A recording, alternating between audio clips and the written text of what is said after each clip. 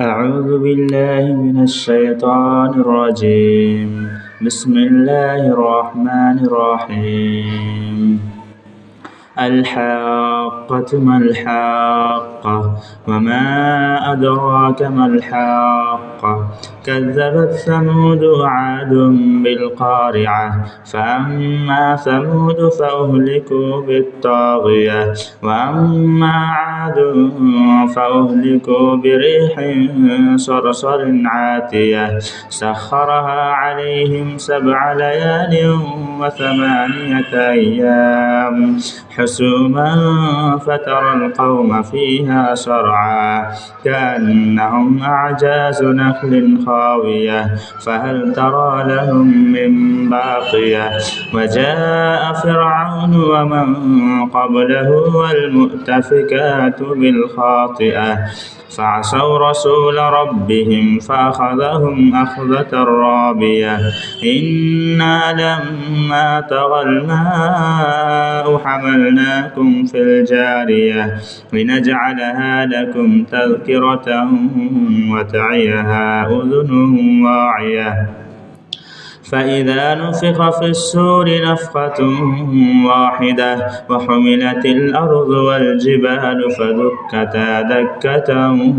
واحدة فيومئذ وقعت الواقعة وانشقت السماء فهي يومئذ واهية والملك على أرجائها ويحمل عرش ربك فوقهم يومئذ 8 يومئذ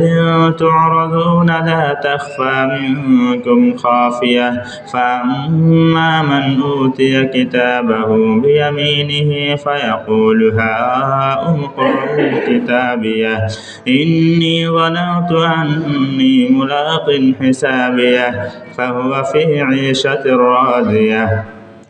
في جنة عالية قطوفها دانية كلوا واشربوا هنيئا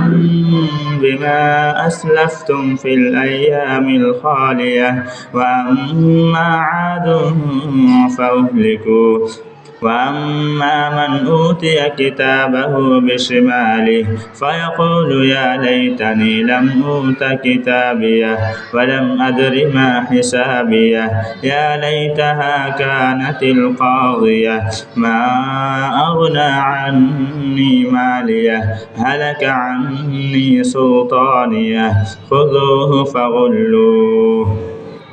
ثم الجحيم صلوه ثم في سلسلة ذرعها 70 ذراعا فاسلكوه إنه كان لا يؤمن بالله العظيم ولا يحض على طعام المسكين فليس له اليوم هاهنا حميم ولا طعام إلا من غسلين لا يأكله إلا الخاطئون فلا أقسم بما تبصرون وما لا تبصرون إنه لقول رسول كريم وما هو بقول شاعر قليلا ما تؤمنون ولا بقول كاهن